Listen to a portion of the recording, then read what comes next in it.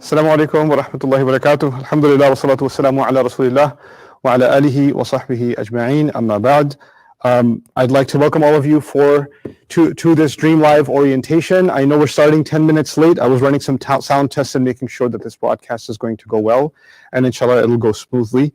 The purpose of this 1 hour session is to try and answer as many of your questions as possible about the upcoming Arabic program that I'm hoping to launch live. There are a bunch of questions I posted on social media based on the questions you guys asked. I summarized all of them and put them up. Those are the ones I'm going to answer first. And then I've got Valerie here to help me. So as you post your questions, she's going to take note of the ones that haven't already been answered. And at the end of me answering these, pre-prepared questions, she's going to give me the additional questions that are going to be asked by you guys. And inshallah ta'ala, we'll have a fruitful conversation and I'll be able to address all of the things that you guys have brought up. So let's get started. Number one, can you change the timings to accommodate working professionals? So this was a bit of a challenge for me. As for those of you who don't know, the classes are actually going to be at this hour. So for the 2 months of intensives that I plan on teaching, that are going to go 10 days straight, 4 days off, then 10 days straight, then 4 days off, then 10 days straight, and then 4 days off. That's going to happen 4 times. Those are the intensive months in the beginning of the program. That's going to be taught, the sessions are going to be about between 2 and 3 hours every single day. And that's a lot to ask for. The schedule will taper off after that. It'll just be an hour after that per day, and it's going to be 4 to 5 days a week. But in the beginning, it needs to be an intense beginning if we're going to accomplish the goals we want to accomplish. Not as far as covering the material, as far as making sure that you retain the material, right? So now the question was, when do I want to do this program? Do I want to do this in the evenings? Do I want to do this in the morning time? And let's be honest about some things. I mean, alhamdulillah, you guys are a global audience. Some of you are listening and watching from Bangladesh. Some of you are in Australia. Some of you are here in the United States. Some of you are in Pakistan or, Dubai or wherever else. So obviously, I have to work with multiple time zones. And typically, when I did programs here locally, I accommodated primarily the American audience. But I've decided that, and I'm not hoping that I do this once. I want to do this continuously, meaning year after year, inshallah.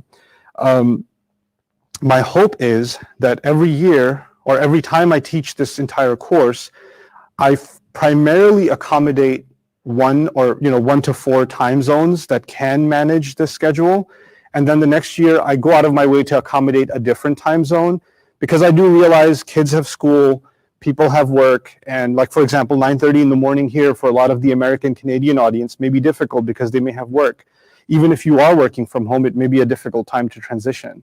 And obviously, school kids can't take part of this in this program. I wouldn't recommend school kids to be part of this right now anyway, if they are in school, because this is a full-time intellectual endeavor, really. Even if it's a part-time program, it's going to be too much to bear if they have schoolwork going on with them. So, in the coming years, maybe we'll start off in the summer so they can have an easier head start in the beginning and then transition over to that. So the straight answer to your question is this schedule, I've decided to keep it. I know that's not going to be able to accommodate all of you, at least in your ability to attend the live sessions. But that's the best case scenario, that you get to attend the class live. The second to that scenario is that you're not able to attend the session live, but you're able to watch the recordings on that same committed schedule. And I have a TA on staff full-time, and maybe even a couple of additional TAs, whose job it's going to be to help you every single day around the clock, meaning in later hours. I'll be posting the TA hours. So if you did watch the recording and you weren't able to get the live session, you can post all of your questions and ask all of whatever you needed to ask about, I didn't understand this, can you help me with this, et cetera, et cetera. And their job, it will be for a certain number of hours every single day to address those questions after the class is done at a more convenient hour.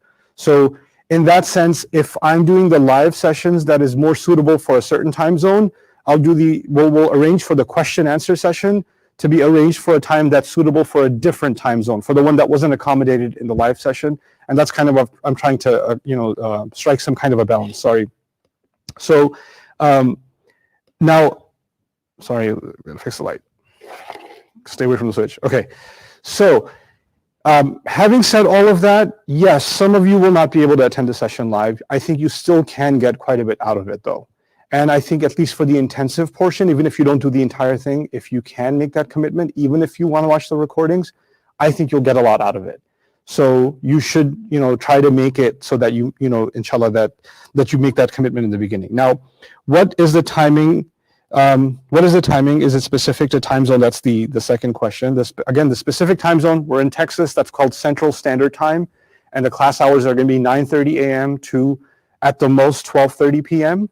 Typically 9:30 a.m. to 11:30 a.m., something like that. 2 to 3 hours is basically the range of the class, right? Of the live class.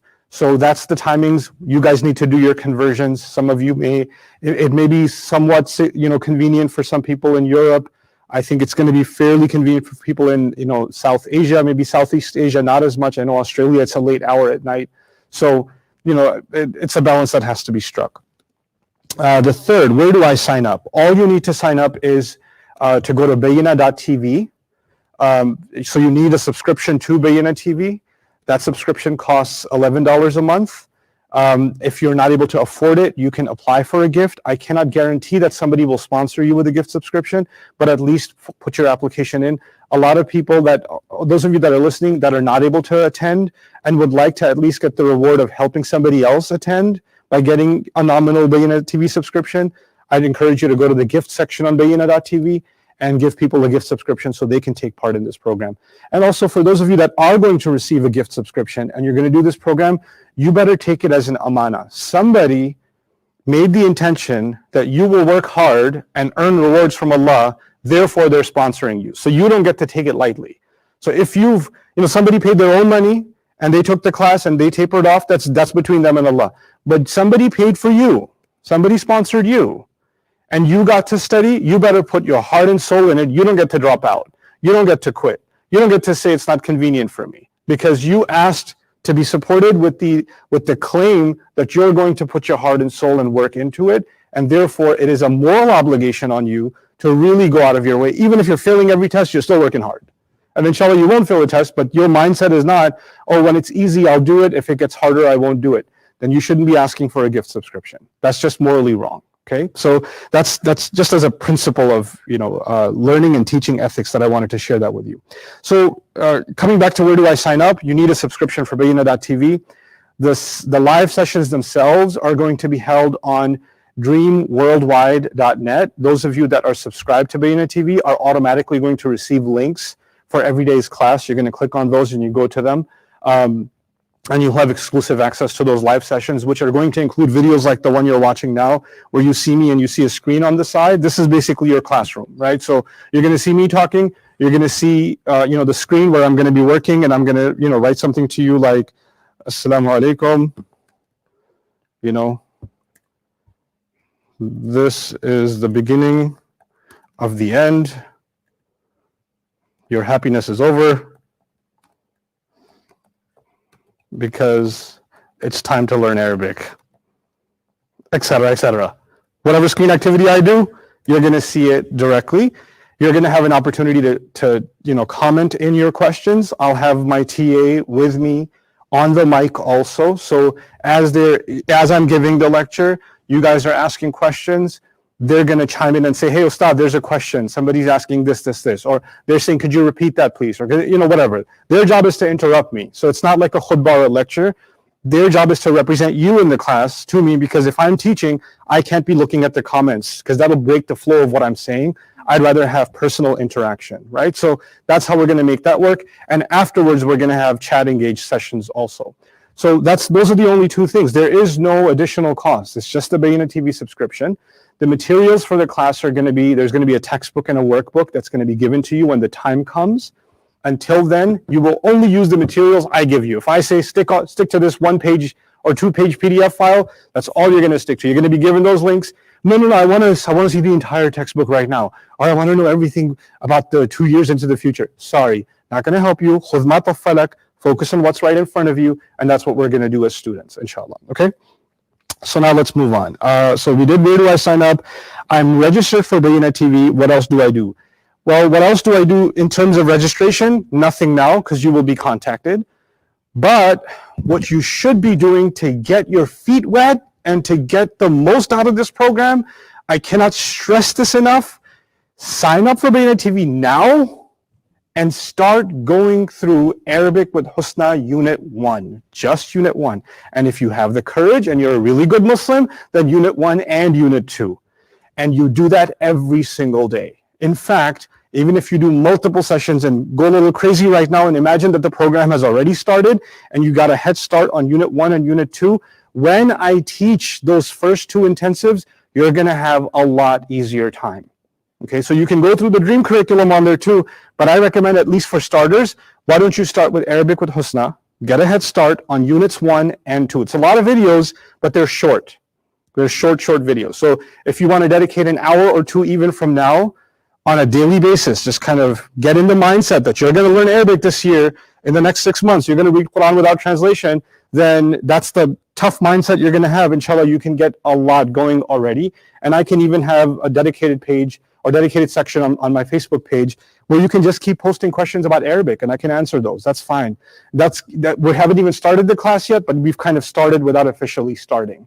You know, I'm even willing to actually come on if enough of you do that and I see enough of you asking social media questions about the Arabic that you're learning there, then I'll actually even incorporate, you know, multiple times a week, even before the class starts, to get on Facebook Live and answer your questions, because my job is to make sure you guys learn.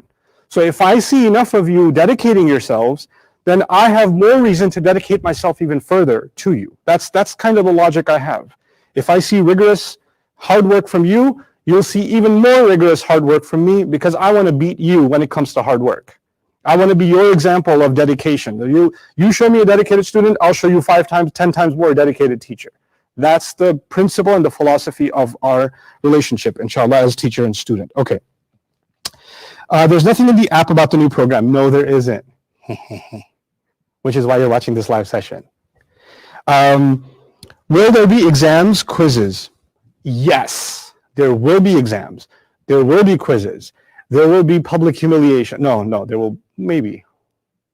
I'll think about it. But yes, there will be exams. But for the most part, I want you to understand my philosophy on education.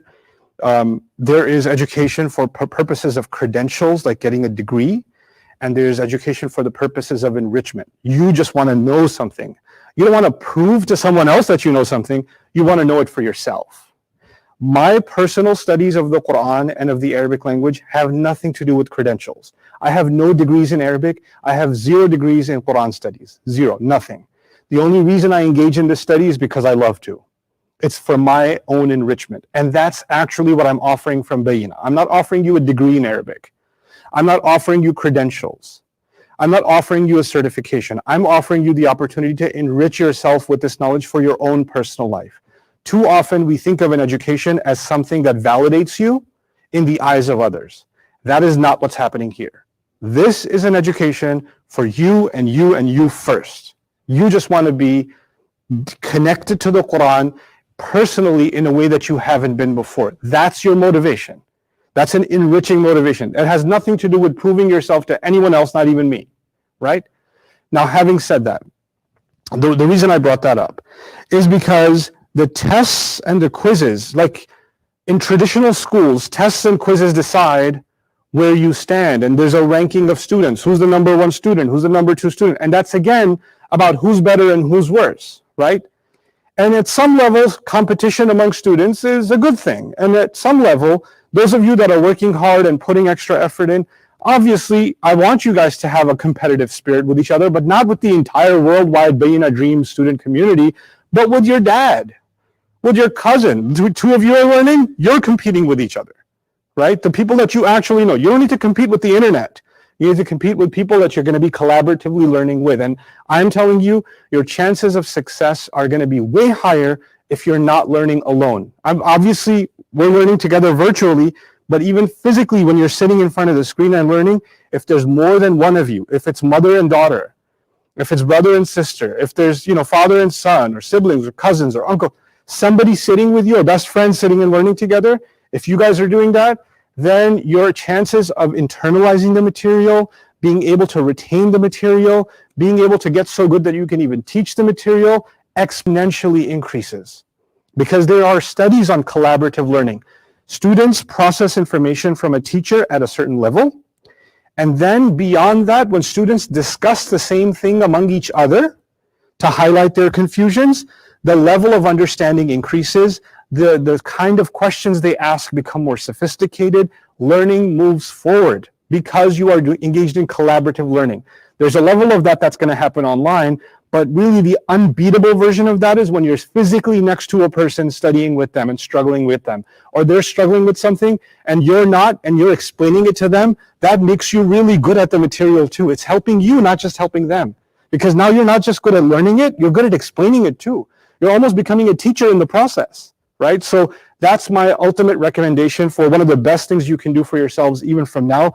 Get more than just yourself involved in this learning. Obviously, if you have nobody around you, then that's okay too. Then you'll make the most of the online experience, inshallah. But if you have the opportunity to convince somebody to ruin their life along with yours and study Arabic for this time, it's going to be worth it. Okay, so I would recommend that you do that. Now, the tests and quizzes, coming back to that, are only there to help you understand where your mistakes are. They're not about a score. I don't care about a score. Oh, I got a 65. I got a 95. Doesn't matter. The point is not the 65 or the 95 or the A or the B or the C. The point is, I got these 4 questions wrong. I want to know why.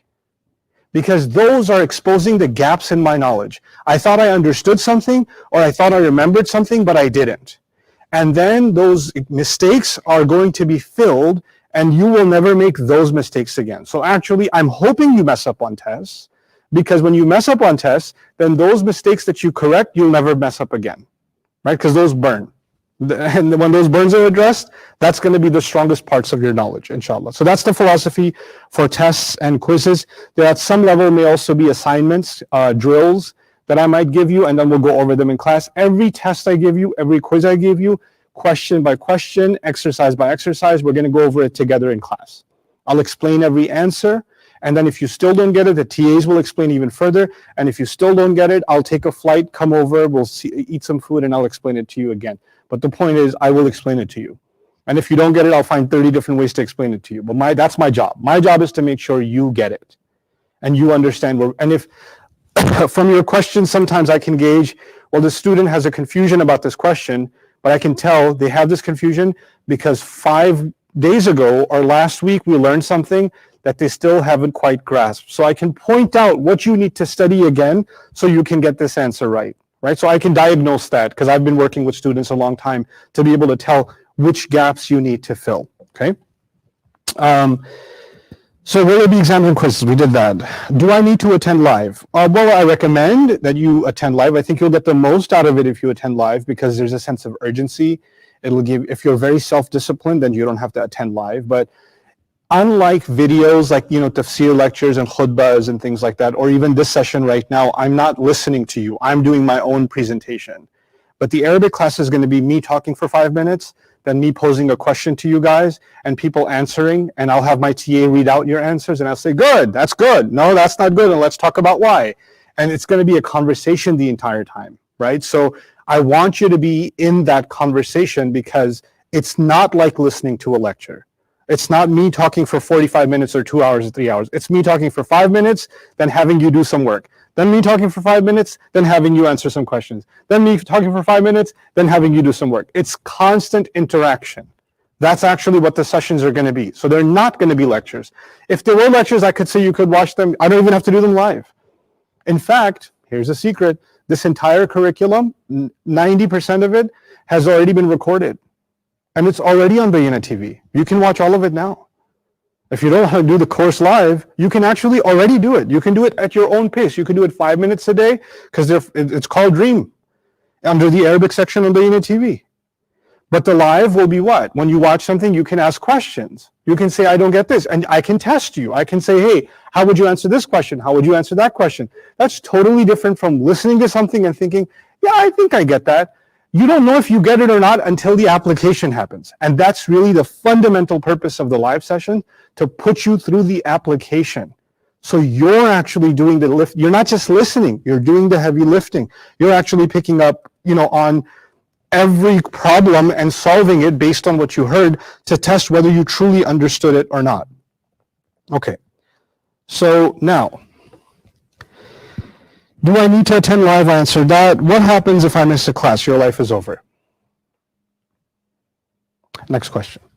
No. If you miss a class, then there are TAs to you write to them. I'll give you their email address. When the time comes, you write to them and say, hey, I missed a class. What do I do? Obviously, the first thing, before you even ask a TA, what do I do? You watch the session that you missed, first of all, and you take notes on it, second of all. Then you come back to the TA and say, hi, I missed a class, I watched it, but here are my questions, here are my confusions. And they can help answer that. If you miss a day or miss a class, you better attend a live session and catch up, because it is intensive.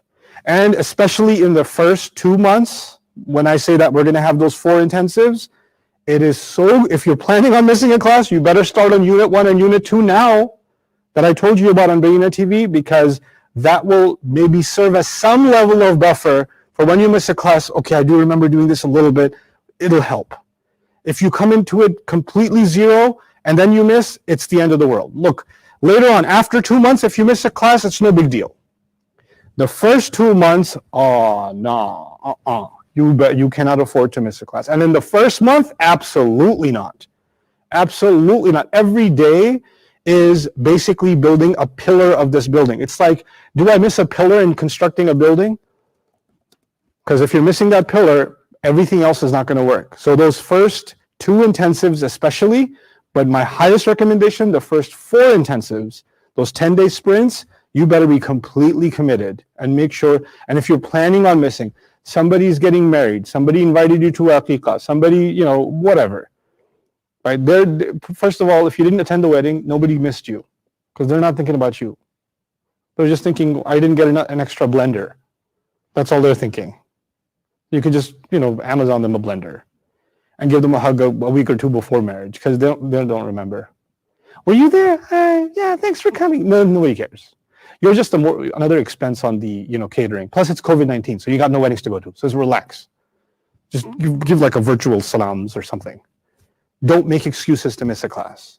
If you're going to do this, I need commitment.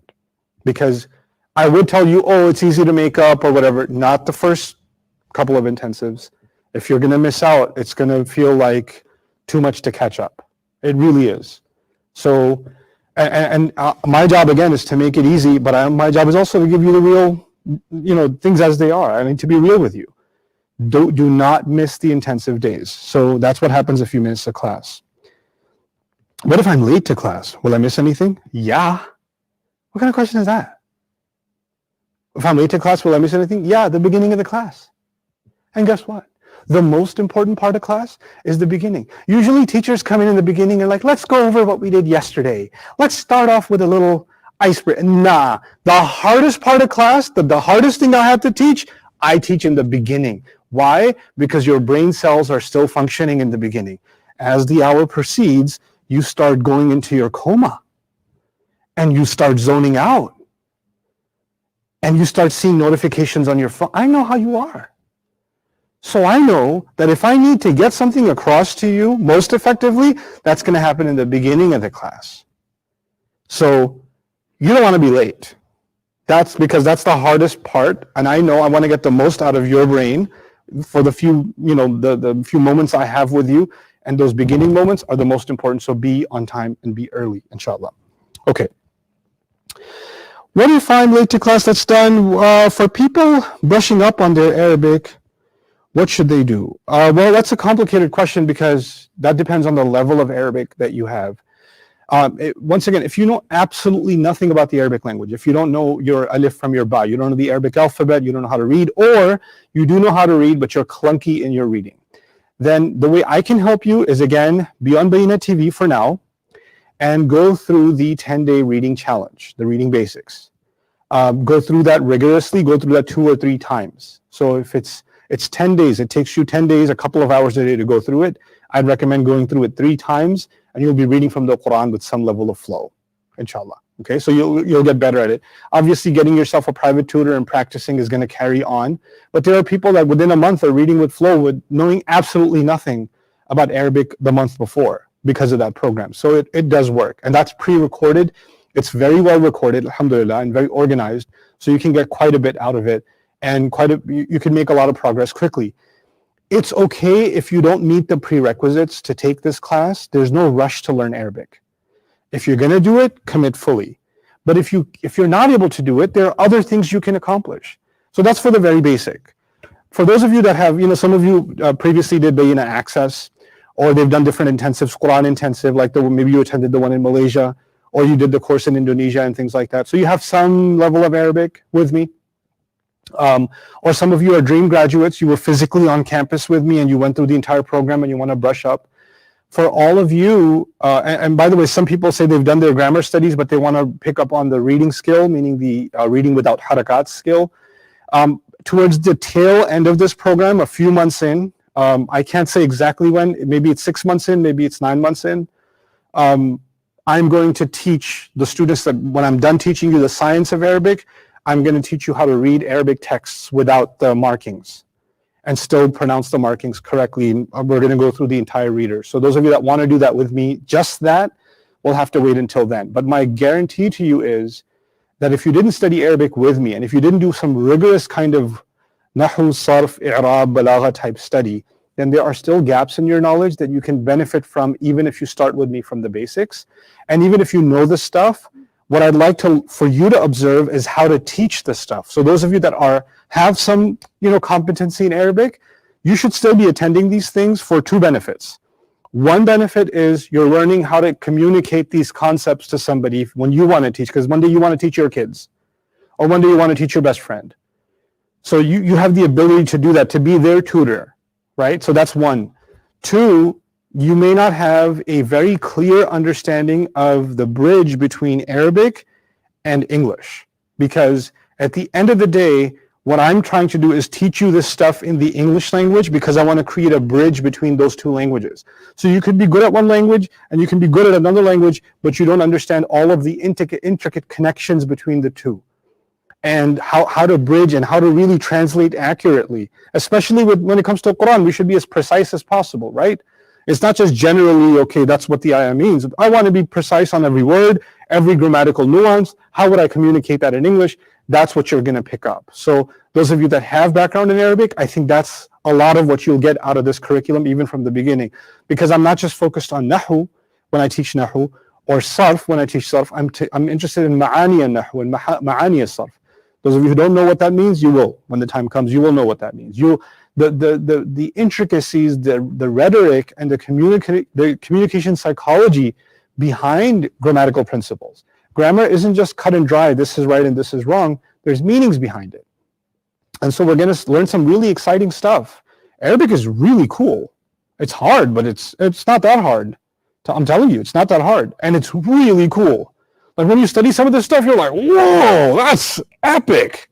The way you think about language at large, the way you think about English is going to change because you're studying this language. It starts dawning on you when you study Arabic, especially classical Arabic, it starts dawning on you, why did Allah choose this language? A lot of people say, why is the Quran in Arabic? How come it's not in every language? How come it's not in Punjabi, so I could read it, You wouldn't be asking that question if you studied Arabic, because you would get the answer on your own. It would just be a revelation to you that this language is so intricate and so incredible and so advanced that in a word, Allah can capture so much and communicate that to us that I could not have done in Swahili, or I could not have done in Bangla, and I couldn't have done it in Turkish, or I couldn't have done it in Urdu, because we don't have those mechanisms in those languages that Arabic has. So it does have an advantage of richness from a technical point of view and from an artistic point of view that simply isn't there in other languages. And that's not something I can convince you of just by making that claim, but when you study this stuff, inshallah, and it starts becoming apparent to you, then you'll see it for yourself. But that question from your mind will start disappearing. Okay, age requirements, how young or how old? So if your kids are being schooled in a full-time program, then this is going to be hard for them. So I don't recommend that. If your kids are not being schooled, or they're homeschooled, or they're in a Hifz program, or you decided to give them a year off from school or something like that, then I recommend that like a 12-year-old or older should do it. I don't think younger than that can handle this kind of rigor. even though there are some very intelligent young kids that can pull this off, my recommendation is 12 and older at the very least, and not every 12-year-old. If your 12-year-old has high, intellectual aptitude, they are studious, they have good, they have good attention span and things like that, then yeah. But if your kids are an average kid, they just want to play and they don't have long attention span, they get bored in class, things like that, then don't force them to do this. This will backfire. So it's not just about age, it's, I can have 5 12-year-olds and say, none of these five are good for the program. And I can have one 10-year-old and say, this kid is excellent for this program. They're made for this program, right? So that's a judgment call a parent is going to have to make if they want their child to be a part of this. And it could be that you want them to be a part of the first couple of intensives or even the first intensive and see how they feel. If they enjoy themselves, if they're liking it, if they get a sense of accomplishment, if they're feeling motivated, then keep them going. And the moment they start, they want to say, this is becoming too hard for me, that's okay too. Because they're still kids. They can come back and hit it the next year. Or they can, you don't have to put too much pressure on them. I don't want stress and anxiety to be associated with learning the language of the Quran for anybody. For the adults, there is some level of stress and anxiety, and that's a good thing. But not the stress and anxiety of, I'm not understanding everything, I'm not getting everything. The only stress and anxiety is, am I giving my best or not? That's it. Other than that, every moment of learning should be a moment of joy. Should be a moment of gratitude. Ya Allah, I get to have these 3 hours written in my record that I spent these 3 hours not watching a movie. I spent these 3 hours not eating, not doing whatever else. I spent these 3 hours on journeying to your book. These 3 hours are written in my favor. The angels recorded every second of them. That's a moment of joy. And that will bring so much, positive vibes inside you that your learning is going to start getting easier. The more stressed you are, the less you're going to learn. The happier you are, the more relaxed you are, the more appreciative you are that you even get to do this, and I get to do this, I get to teach. It's going to make teaching a joy for me, it's going to make learning a joy for you, and that's actually what I want, okay? So those are the questions that you guys sent in as a summary of, the social media posts and stuff that you guys gave me. Valerie, are there other questions? There are lots of them? Okay, so let's get started. Okay, so first one is, I'm currently in Unit 7 of Arabic with Husna. How much of ahead of it can I be? And can I just stop that and skip that and go into intense session and join the online class? Yeah, you can. You can stop that. By the way, I want to see on social media. Did everybody hear Valerie? Did you guys hear her when she spoke? Am I getting yeses? Huh? Any yeses? Just type in yes if you heard her.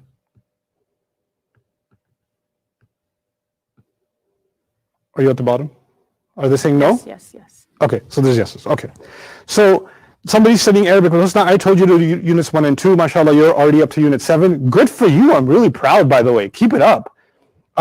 What you can do is go back and do those units again quickly to reinforce them. So you'll have a really easy time, and you might even become a helper to other students. When that starts, you can stop that, yes. Because once this starts, it overrides Arabic with Husna. It's more advanced than Arabic with Husna. In the beginning, it'll feel the same, but I'm gonna give you more than what I gave in the Arabic with Husna program in this class. But it certainly does prepare you for it. So it's okay. Don't stress about that. You don't do 2 things at once. Don't do another Arabic curriculum while you're doing this. Not even Arabic with Husna. When you're in this dream program, no other Arabic program exists. You're not doing Al-Arabiyya Bayna Yadayk, or Al-Kitab Fi Ta'allum Al-Lugha Al-Arabiyya, or the Cambridge Arabic curriculum, or Al-Lugha Al-Arabiyya li ghayri an-natiqina biha. Nope. دروس اللغة العربية لغير الناطقين, whether it's the Medina curriculum, a Saud Riyadh curriculum, whether it's the Cambridge curriculum, the Georgetown curriculum, or the Egyptian Al-Arabiyya Bayna Yadayk curriculum, doesn't matter. I don't care. You're not doing it. If you're doing this, don't do anything else. And when you're doing that, don't do anything else. Do one curriculum and master it. Then we'll talk about moving on to other things, okay? So that's that question. Go on. Next one is there a last date for registration? First day of class. Go to dreamworldwide.net. Next question. Well, talk about just get a head start and get yourself ready. What do you mean last day? There's no last day. This is enrichment. So you could start 3 months late. I don't care, but you're going to miss out. I want you to get the most out of this. That's what I'm trying to say. Okay. Next one is, how long is the course? Probably through Ramadan of next year. Yeah, probably. Maybe we'll finish before Ramadan, but I think we'll go through Ramadan of next year. Next question is, will we have any kind of certificate upon completion in this program? Oh, you must have joined late, because you can watch the beginning and answer that question. No, you're not going to get no certificate. You're going to feel really good. I'm not giving you a certificate. Your certificate is, here's your certificate. I'm going to be so proud of you. I make dua for you. That's it. And you'll understand Quran better. There's a certificate the angels are writing down. How about that? Okay, yeah. Next one is how will they be able to post questions? When you watch the live sessions, when you're sent the link, you're going to see a comment section on the side where you're going to be able to type in your questions. So I don't want to see Assalamu alaikum from Bangladesh, Assalamu alaikum from Nepal. That's not the time. Or mashallah, or heart emojis, or these emojis. No, that's an Arabic class. You only ask Arabic questions there. No mashallahs, no alhamdulillahs, that's okay. I don't need 85,000 salamu alaikums. You can say salamu alaikum with your mouth, not with your keyboard. Yeah? So I'm going to say salamu alaikum, you'll say salamu alaikum with your mouth, and when you type something, you're going to type in your questions. Or you're going to type in request. Could you repeat that? I don't get it. What about page number 47, etc., etc. That's what I want to see in the comment section. After the session is done, you're going to have a couple of email addresses that you can write your questions to. So that's how the questions are going to work. And your questions are going to be read out loud by a teacher's assistant while we're in the class. Okay? Yeah. So that was the next question. You answered that. How many we got? How many questions we got? Where can I find the first video of orientation? My Facebook page. Also our YouTube page. So if you scroll up, you'll find it. It says orientation, dream orientation. Where would the quiz and exams and assignments be? They'll be sent as PDF files to you. You'll be taking them on your own. You can have a tablet device or your phone or whatever that you can annotate on top of, or you can print it out and do it physically, and then we'll go over the PDF files. Next one is, what are the days of each session? So the schedule is on dreamworldwide.net. Look through it. The dates of the session, the hours of the session, it's all laid out. What if my tajweed is not okay? I don't care about your tajweed. I mean, if you're reciting Quran and it sounds like you learn Mandarin instead, then there may be a problem. But okay, so here's tajweed. And let's talk about the difference between tajweed and reading flow. Alhamdulillahi Rabbil Alameen Ar-Rahman Ar-Rahim Maliki Yawmiddin. That's kind of tajweed, where the heavy letters are heavy, the lighter light, the qalqala is good, the makharij are good. This is the combination of makharij and tajweed. But if you're saying Alhamdulillahi Rabbil Alameen, you can still do this class. You can still learn. You don't have to sound like you're, Sheikh al-WhatsApp to do this class. But if you can read and flow, even if your pronunciation isn't perfect, that's okay. Tajweed is a separate science. Tajweed is a separate area of learning, which has almost nothing to do with this. One of the greatest minds that deciphers Arabic grammar, literature, and poetry that I've ever met is Professor Mustansir Mir, who's a professor at Youngstown University, who in the 80s did a PhD thesis from the University of Michigan on verbal idioms of the Quran. And I met him in 2000 or something, 2002. I met him in Las Vegas. There was a Quran conference, I swear. It was a Quran conference in Las Vegas. It's true. And I met him there for the first time, and I asked him the hardest grammar questions I could find, and he was eating his biryani, I still remember, and he didn't even look up, and he answered all them questions. And he's Pakistani, and he's mashallah, literary even in Shakespearean English, and he knows Persian, and he knows Urdu, and he knows really remarkable Arabic, and he has a very Pakistani uncle accent in Arabic. Alhamdulillahi Rabbil Alameen, Ar-Rahman Ar-Rahim, Maliki Yawmiddin. That's not tajweed, but he's a master of Arabic grammar. So you don't have to pronounce perfectly to learn Arabic. You should have reading flow, meaning you're not like, oh, right? No, do. Alhamdu. Oh yeah, do. If that's reading flow, that's not tajweed. If you don't have reading flow, this class isn't for you. If you don't have tajweed, your pronunciation is a little bit off, then it's okay. Then you can still be in the class. It's fine. We can work on that as a separate project. Your tajweed. Okay. Other questions?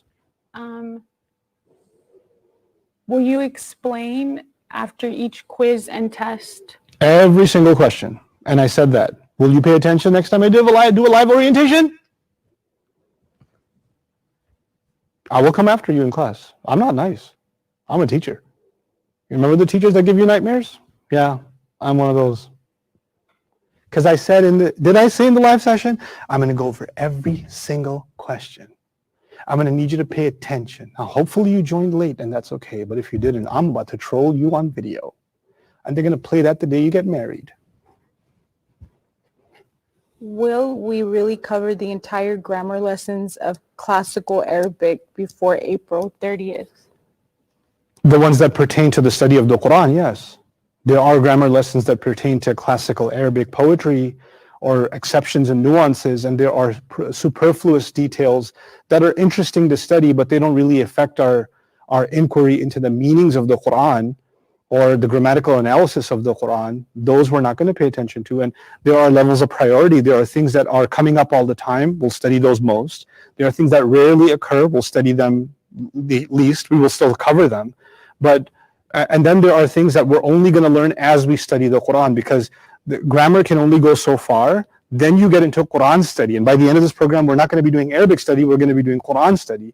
And in Quran study, literally every ayah has some unique linguistic aspect that needs to be discussed. Based on the grammar you learned, now you take the next step in Quranic study, where even scholars of tafsir are debating what the grammar could mean here, or how the grammar could be analyzed. And that's where your world really opens up. So the first is you got to know the basics, right? And then you see the divine artistry of God and how he used these, how he went so far beyond these things that we learned in the way that he spoke. So yes, you will learn the tools you need to study the Quran rigorously. Absolutely, inshallah. That's my optimistic hope. Yeah. And by the way, let's just say in one scenario that I don't get to finish by next Ramadan, then I'll keep teaching. I won't stop until the curriculum is done. I mean, it's a shot in the dark. I've never taught purely online before. So I'm not giving you a hard deadline because I want to see how this teaching goes, how the engagement is, how you guys are retaining, how many people are keeping up, how far are we getting along, how much repetition do we need, and that will maybe next time inform me about how I need to pace it differently or what adjustments need to be made. But for now, given my 20 years of teaching experience, I think by April we'll be in a pretty good place. We should be done, inshallah. This is a good question. Do we need separate subscriptions within a single family if husband and wife are taking the course? No, you don't. Okay. You don't need separate subscriptions. Just print 2 copies of the exam and don't share the answers until after the test has gone over. Don't say, I'm your husband, الرجال قوامون على النساء. Now tell me answer question number 3. Did you put A, B, or C? Nah. Okay. You can collaborate on exercises and homeworks, but you can't collaborate on tests. The test is for you to identify your weaknesses, okay? That's it. But you can have your, khandan in your entire clan. One subscription, it's okay, I don't care. And people can make gift subscriptions to other people who want to learn? Yes, you can do that on the gift page on bayina.tv. There's a link called Give a Gift. So go to bayina.tv and click on Give a Gift, and you can do that. And if somebody reaches out to you and say, hey, I'd like to learn, and here's my email address, you can actually say, I'm giving a gift to this person with this email address. Please email them a subscription. You can do that. Are we there yet? That's it? Alhamdulillah. Great questions, you guys. Thank you for this wonderful session. I hope you guys enjoyed it. I'm looking forward to working with you and teaching you the language of the Quran. I'm itching to teach. I really am. I don't have to teach. The recording's already done. The curriculum's already done. But I just really want to teach. And that's really why I'm doing this, because I really just want to teach. And I want to pass this on. Allah knows how long life is. I think we're onto something with this curriculum. Thousands of people have learned the language of the Quran and gotten where they couldn't imagine they've gotten. And I want to be able to teach this to you guys to hopefully inspire you to not only learn this stuff, but master teaching this stuff. So one day you're carrying this forward. You're teaching it to your families. You can pass this on. So maybe in a generation from now, this knowledge is not something you have to wait till you're adults to learn, but actually this becomes standard. We can help change the standard of Quran engagement for the next generation if we make ourselves part of that movement, and that's what I really want from you. Those of you that are teachers and are really good at Arabic, you know more Arabic than I do, I would like to invite you to attend this class also, so you can master not the knowledge, because you already have that and you have more of it than I do, but master this curriculum and then take it. Run it in your Islamic schools. Run it in your Hifz programs. Every kid that's memorizing the Quran should know this. Run it in your personal, in your families. Run with it. The curriculum, the PDF documents, and all of that, open source. Take it.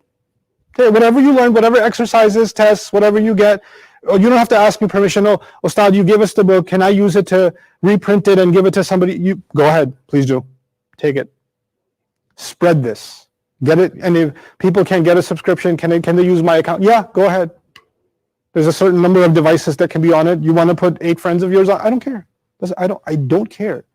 What I care about is that this is spreading, and it's spreading in a meaningful way. That's it.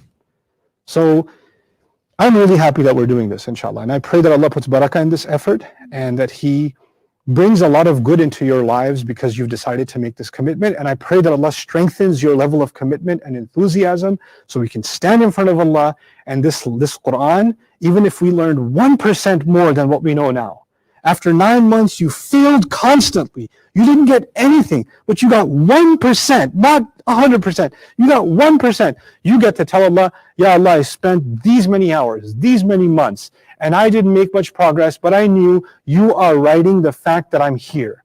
You are documenting that I put effort for you.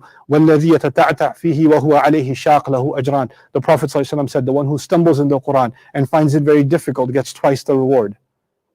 Right? So hey, win-win.